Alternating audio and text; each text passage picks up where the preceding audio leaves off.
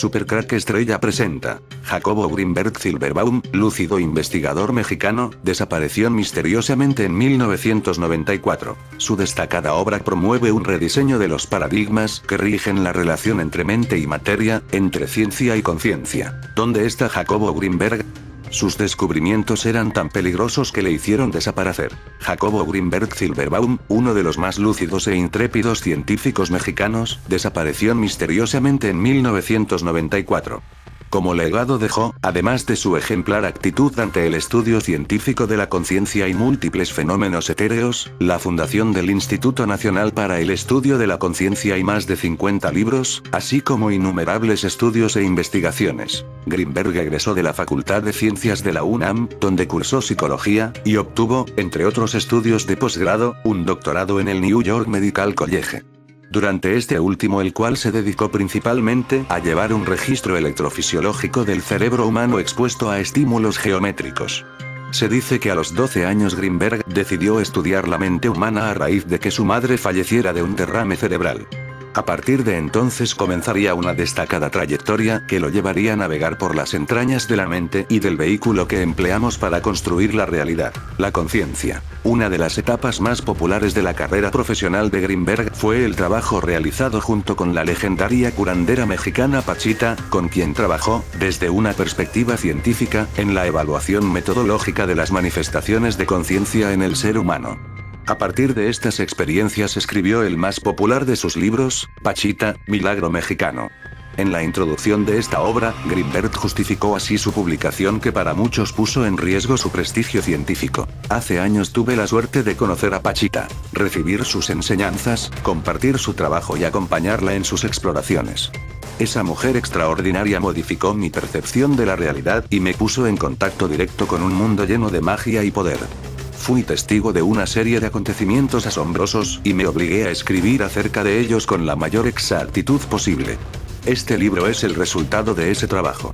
Describo lo que vi tal como sucedió, sin modificaciones y con toda veracidad. Pachita era capaz de realizar verdaderos milagros, modificando el espacio-tiempo y la materia, al grado de poder materializar objetos, realizar trasplantes de órganos, diagnosticar enfermedades y curar a los enfermos que por cientos acudían a pedirle ayuda. Ya realicé un video en Supercrack Estrella hablando de la curandera mexicana Pachita, aunque para mí Pachita era un mago negro, solo ellos tienen el conocimiento. Pachita era capaz de realizar verdaderos milagros modificando el espacio-tiempo y la materia. Estos magos pueden levitar, atravesar paredes, y viajar en el tiempo, aunque para esto también necesitan tecnología secreta y ritual de magia negra. A partir de su trabajo con Pachita, que culminó en 1988, Grinberg desdoblaría su experiencia con la curandera mexicana para construir una de sus teorías más representativas, la teoría sintérgica. Posteriormente profundizó en el estudio de las frecuencias energéticas que manifiesta el ser humano durante estados meditativos, las cuales son medibles y por lo tanto comprobables.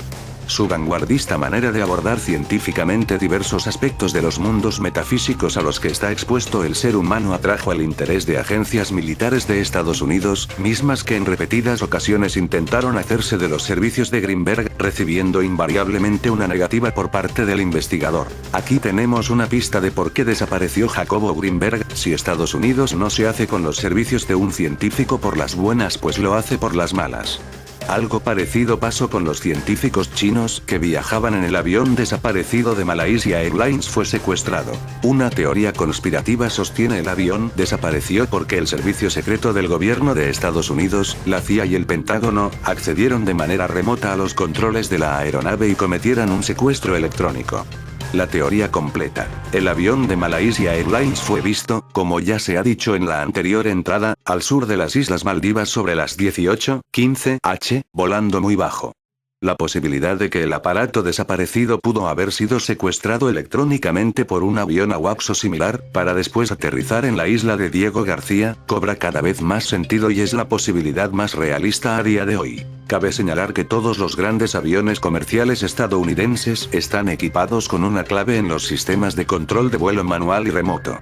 Solo la CIA y el Pentágono tienen el acceso a esa clave para hacerse cargo de las aeronaves por control remoto, ya sea desde sus AWACS o desde su base principal militar en el Pentágono. En particular, el Boeing 777 de las líneas aéreas de Malasia sería un fly-by-wire, es decir, una aeronave con controles que permitirían a la CIA poner a prueba de forma remota el avión en caso de emergencia, por ejemplo, un secuestro.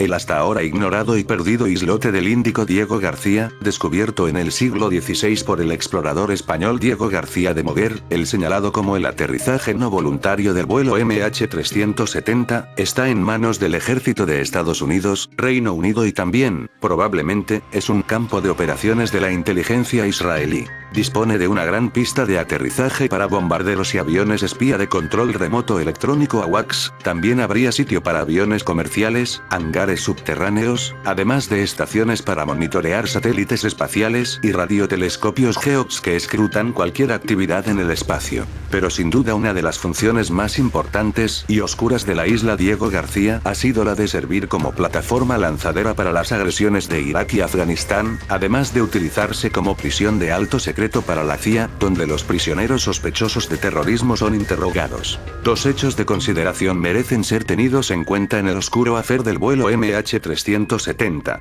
Primero, se lanza un bulo mediático sobre dos supuestos terroristas iraníes, cuyas fotos fueron claramente manipuladas, que viajaban a bordo del vuelo MH370, sin duda con todas las trazas de ser una pista falsa plantada por el Mossad israelí para ser utilizada como una oportuna cortina de humo.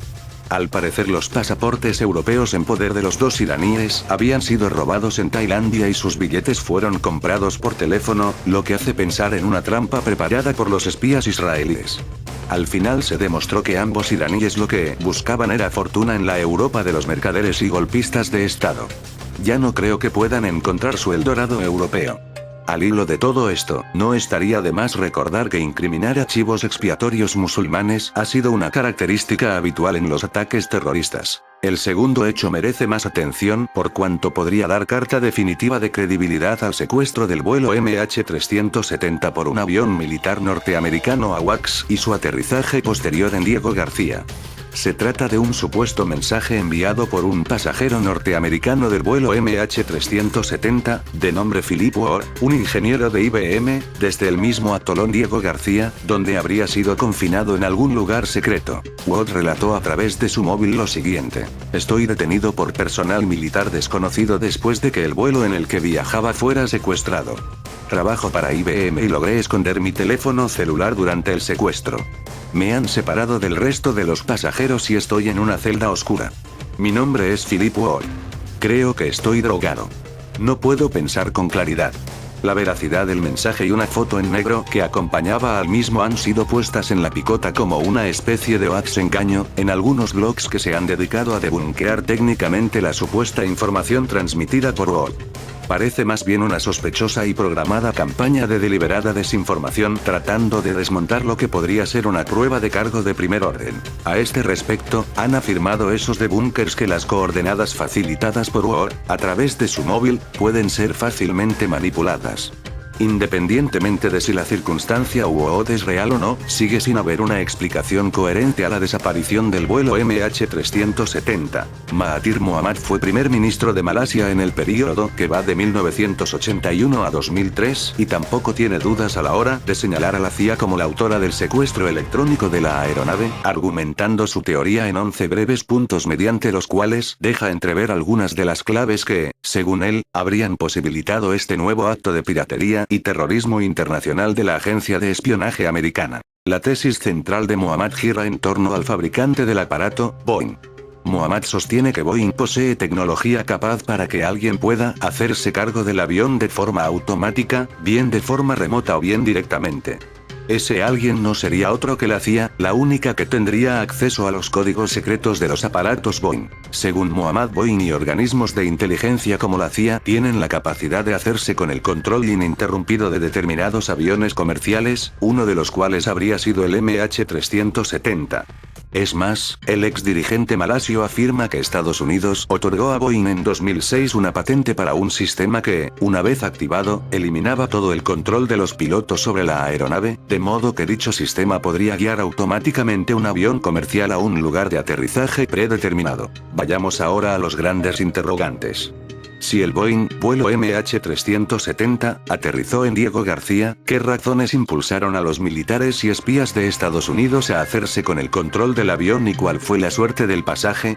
Yoichi Shimatsu, periodista freelance, analista de amplia experiencia, con sede en Hong Kong, va en la línea de Barrett, pero ahonda todavía más en su análisis. Shimatsu afirma que entre los más de 200 pasajeros con destino a Beijing, el grupo objetivo de los secuestradores electrónicos se reduciría a los 20 empleados que trabajaban para la empresa de alta tecnología Freescale Semiconductors, con sede en Austin, Texas. Entre estos programadores y diseñadores de sistemas de microcomputación avanzados 12 eran malasios y 8 procedían de China. Shimatsu se pregunta con ácida y cruel ironía: ¿qué innovación tecnológica provocaría que agencias de inteligencia militar del Pentágono pudieran interceptar electrónicamente un avión civil en pleno vuelo, mientras estaban pensando en la eliminación del resto de pasajeros, considerados no importantes, para utilizarlos como cebo para los tiburones? La innovación tecnológica a que se refiere Shimatsu no es otra que el Freescale Kinetis KL02, el microchip más pequeño del mundo, 1,9 mm x 2 mm. Este ingenio tan diminuto tendría múltiples aplicaciones, por ejemplo, en la medicina para la administración de fármacos según un protocolo de prescripción-liberación preestablecido, para implantes biónicos en el sistema nervioso de las extremidades humanas o incluso para operaciones de microcirugía. Me van a censurar el video en Supercrack Estrella, por decir esto, pero hace 2 días realicé un video donde hablaba de la marca de la bestia por implantes de microchips en la mano de las personas. Si tenemos en cuenta que esto del avión ocurrió hace 3 años, ahora ya vemos que esa tecnología está ya disponible en Estados Unidos. Pero sin duda la vertiente militar o de espionaje sería la más apetecible y la que motivaría, lógicamente, hacerse en exclusividad con este avanzado y ultra sofisticado cacharrito. Serviría en el campo militar para la creación de drones de un tamaño más pequeño que una mosca, dirigidos a distancia o actuando de forma autónoma, o usándolos como microsatélites que actuarían de forma independiente para el rastreo de arsenales militares enemigos. El código KL02 del Kinetis significaría la versión 2, desarrollada, al parecer, en Kuala Lumpur, Malasia, mientras que la posible fabricación de la versión 3 se ejecutaría en Beijing, China, según Shimatsu, algo que no podía ser tolerado por las agencias militares del Pentágono, que habrían puesto en práctica todos los resortes posibles para impedirlo, incluida una desaparición de un avión comercial en pleno vuelo en el que viajaban esos programadores malasios y chinos. Resulta cuanto menos sorprendente que, como ya señaló antes Kevin Barrett, la desaparición de 4 socios chinos, propietarios de una patente de Freescale Semiconductors, quienes viajaban en el MH370 de Malaysia Airlines, haya convertido al famoso multimillonario Jacob Rothschild en el único propietario de la importante patente. Patente que estaba originariamente en manos tanto de los 4 inventores chinos que iban en el avión siniestrado como de la empresa Freescale Semiconductors, cuyo propietario es el mencionado Rothschild, y que, curiosamente, fue aprobada por la Oficina de Patentes de Estados Unidos 4 días después de desaparecer el avión de Malaysia Airlines. ¿Pero qué tendría que decir China a todo esto cuando se ha sumado al coro de peticiones internacionales para la búsqueda de restos del avión, dando aparentemente por buena la versión oficial? ¿Por qué no ha levantado la mínima sospecha o denuncia, aunque fuese levemente, sobre la muerte de sus compatriotas? La respuesta podría ser sencilla y no. Desatar una alarma acerca de que un avión puede ser secuestrado a la carta supondría, tanto para China, como para el resto de países, un enorme perjuicio económico en el tráfico diario de viajeros entre China y otros países del mundo, y viceversa. Esta podría ser una causa, pero se podrían barajar otras menos tangibles, como el pasar de largo de una guerra caliente de declaraciones incriminatorias, aunque la reciente acusación de espionaje realizada por Estados Unidos sobre 5 funcionarios chinos podría ser un buen motivo para que el gigante asiático contraatacara en este sentido. Ahora bien, ¿qué hay de la suerte del resto del pasaje del vuelo MH370? Shimatsu especula, o tal vez no, con una idea macabra, pero es que no hay más cera que la que arde. En el avión volaban 239 personas, 227 pasajeros, 2 de ellos menores de edad, y 12 tripulantes. Por nacionalidades, había 153 chinos, 50 malasios, incluidos los 12 miembros de la tripulación, 12 indonesios, 6 australianos, 4 estadounidenses, 3 franceses, 2 neozelandeses, 2 ucranianos, 2 canadienses, 2 iraníes, un ruso, un taiwanés y un holandés. Se investigó a los 2 iraníes ya que embarcaron con pasaporte falso, de un italiano y un austríaco sustraídos años antes en Tailandia, pero ninguno tenía vínculos con el terrorismo. Tenían billete hasta Europa, donde pretendían entrar clandestinamente. Celulares de pasajeros perdidos del vuelo de Malasia aún timbraban los familiares de las personas desaparecidas en el avión de Malaysia Airlines. Han preguntado varias veces a las autoridades por qué cuando llaman al teléfono de alguno de los suyos en el avión, suena el tono de la llamada. Ubun Leavi, director comercial de Malaysia Airlines, confirmó que a ellos también les ha ocurrido esto cuando llamaron a los teléfonos móviles de la tripulación del MH370, pero no ofreció una explicación, según el diario Straits Times. La misteriosa llamada de Philip Ward. Fui tomado como rehén por personal militar que no se identificó luego que mi vuelo fuera secuestrado. Trabajo para IBM y logré esconder mi teléfono celular durante el secuestro, fui separado del resto de los pasajeros y estoy dentro de una celda. Me llamo Philip Ward. No puedo pensar bien, creo que he sido drogado, decía el mensaje subido a la red. El mensaje venía acompañado de una fotografía, en la cual no se ve nada, según los datos EXIF, la imagen fue tomada con un iPhone 5 el 18 de marzo de 2014 a las 8:49 p.m. desde unas coordenadas que responden a la base militar de Estados Unidos en Diego García. Hay que destacar que estos datos son muy complicados de reescribir, y solo con software avanzado y amplios conocimientos informáticos pueden realizarse. ¿Qué dice Sarah Bajim, la novia de Philip Ward? Después de aparecer la supuesta foto y el mensaje de Philip Ward, varios medios de comunicación informaron que el señor Ward no existía. Afirmaciones que quedaron desmentidas cuando la novia mostró su cara al mundo. En recientes declaraciones realizadas a la CNN, Sarah Bajim aseguró que el avión no está desaparecido, sino que fue secuestrado por inteligencia militar, y acusó a varios países por ser cómplices del hecho. Yo creo que todos los familiares piensan igual que yo y saben que los pasajeros están vivos, aseguró en diálogo con la CNN. Las autoridades evitaron todas las preguntas sobre los obvios agujeros en la historia oficial. El gobierno se rehúsa a contestar las preguntas de los familiares, continuó. La novia del pasajero del avión, Baj, declara además que todos los pasajeros están vivos y el avión está intacto. También dice que los gobiernos del mundo están mintiendo y que militares y expertos en seguridad con los que ha hablado han afirmado que es una operación militar. ¿Qué dice E.U? Los Estados Unidos han negado rotundamente las afirmaciones de que el vuelo MH370 haya aterrizado en su base militar en la remota isla de Diego García. Ha habido rumores de que el avión podría haberse dirigido al pequeño atolón de coral en el Océano Índico después de que se desvió de su curso durante el viaje entre Kuala Lumpur, Malasia, y Pekín, China, el 8 de marzo. Sin embargo, un vocero de la Embajada de Estados Unidos en la capital de Malasia negó esa especulación. Él declaró al periódico The Star de Malasia por correo electrónico: no hay ninguna indicación de que el MH370 voló cerca de las Maldivas o Diego García. Bajo la coordinación de Malasia y Australia, la séptima flota de la Marina de los Estados Unidos está trabajando junto a otras 26 naciones para localizar la aeronave en áreas indicadas por expertos malasios e internacionales. ¿Por qué secuestrar el avión? La conspiración de las patentes de Freescale semiconductor. Parece que la inteligencia militar está muy involucrada con el Malaysia Airlines 370, así como se dice que 25 pasajeros que iban en el avión eran expertos de alta tecnología empleados por 5 contratistas de una empresa de defensa de alta tecnología. En la lista del manifiesto del avión aparecen 2 empresas chinas declaradas como de alto riesgo para la seguridad nacional de E.U. por causas de espionaje tecnológico e informático. El Congreso de Estados Unidos expulsó a estas compañías y advirtió a las propias de mantener negocios militares con estas compañías chinas. 4 días antes de la desaparición del vuelo MH370 una patente se presentó en la oficina de patentes. 4 de los 5 titulares de esta patentes son empleados chinos de Freescale Semiconductor de Austin, Texas, que fue aprobada por la Oficina de Patentes de Estados Unidos, una corporación multinacional relacionada con la industria de las telecomunicaciones. Se vería ampliamente beneficiada con la desaparición del MH370. El plan de salud de Obama. La compañía fabricante de microondas microchips frescales semiconductor LTD de Austin, Texas afirma que en el avión reportado como desaparecido viajaban algunos de sus empleados. Fueron convenientemente desaparecidas estas personas porque quizás tenían información privilegiada sobre el microchip del plan de salud Obamacare a implementarse próximamente a los estadounidenses.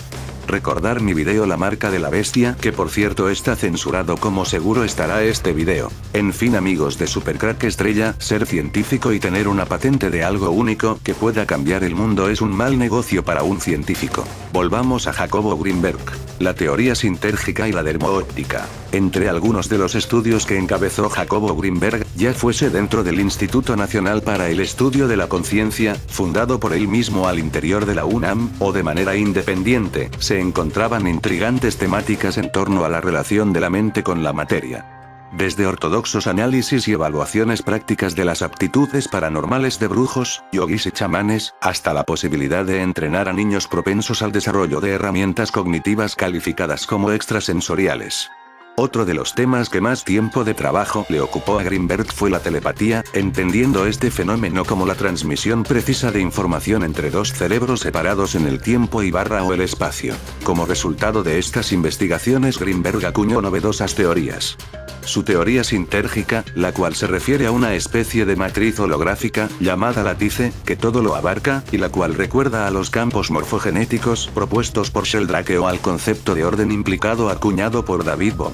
Al interior de este campo informacional nada está separado, es una especie de éter hiperinformativo a partir del cual nuestro cerebro debe decodificar hebras de conocimiento a través de distintas aptitudes cognitivas. Y el resultado de este proceso es lo que cada uno de nosotros concebimos como la realidad. La realidad es percibida como resultado de una decodificación que lleva a cabo nuestro cerebro a partir de una estructura preespacial, y como tal involucra la interpretación realizada por el aparato de nuestra mente-cerebro, afirmaba Greenberg.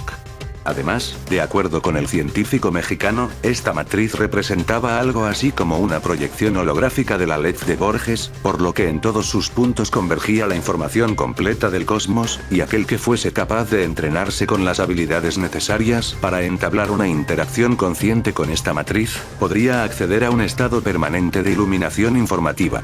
Por esto son los chemtrails para no ver la realidad que se nos esconde. El descubrimiento reciente acerca de la relación entre la actividad cerebral y la fuerza gravitacional, y la demostración experimental de la existencia de una comunicación directa entre seres humanos correlativa con un incremento de la coherencia cerebral forma parte del cuerpo de evidencias experimentales que apoyan lo que comenzó siendo puramente hipotético, esto es, la existencia del campo neuronal y la conceptuación del mismo como campo unificado. Postulo que la experiencia es la interacción del campo neuronal con la estructura energética del espacio.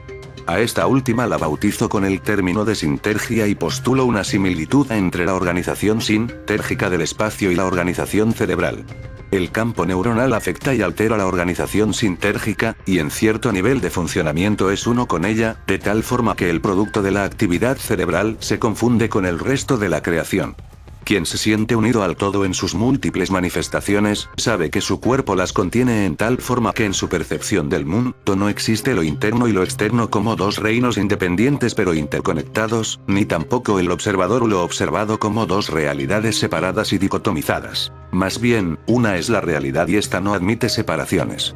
Señaló Greenberg en el segundo libro de la serie Psicofisiología de la conciencia, el cerebro consciente. Otra teoría especialmente interesante, entre las logradas por Greenberg, es la que se refiere a la visión dermoóptica, una habilidad extrasensorial que el científico estuvo trabajando con niños mexicanos, particularmente en la ciudad de Toluca. La dermoóptica consiste en hacer una lectura sin necesidad de tocar absolutamente nada, solamente con las variaciones dermográficas, con los sensores que tenemos en los pulpejos de los dedos. Los niños situaban su mente en el cerebro de otro ser y leían como quien arrastra un disco duro a su ordenador, dice al respecto el doctor español Fernando Rivera, quien presentó una ponencia en tributo a Greenberg. Básicamente se refiere a la actitud de percibir imágenes o textos a través de la piel. La percepción dermoóptica funciona a través de la captación de los rayos infrarrojos por medio de los receptores cutáneos, los cuales a su vez estimulan los símbolos visuales que están almacenados en los centros nerviosos. El primer sentido que desarrolló el ser humano es precisamente el tacto, y aparentemente en un principio el tacto cumplía algunas de las funciones que actualmente cubren el resto de los sentidos, los cuales eventualmente surgieron respondiendo a necesidades evolutivas.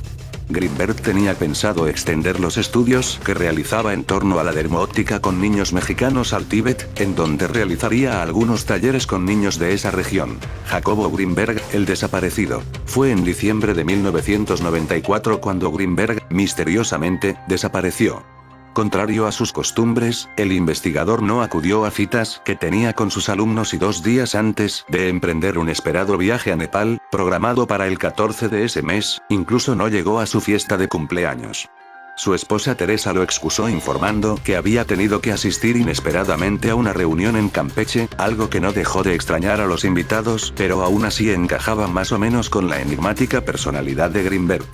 Las sospechas comenzaron cuando su mujer llamó a uno de sus alumnos para encargarle el laboratorio, precisamente el tipo de mensajes o tareas que Greenberg jamás delegaría. Cuando Greenberg no regresó del Tíbet en la fecha planeada, aquellos que lo esperaban asumieron que habría extendido su estancia en los lejanos Himalayas. Sin embargo, cuando el retraso pasó de semanas a meses, personas cercanas al investigador comenzaron a preocuparse. Se hicieron llamadas a Nepal, a la embajada de la India, e incluso a una tía suya que vivía en Israel y a quien posiblemente pasaría a visitar en su camino hacia Nepal. Las pesquisas fueron inútiles, no existía siquiera registro de que Greenberg o su esposa hubiesen dejado México.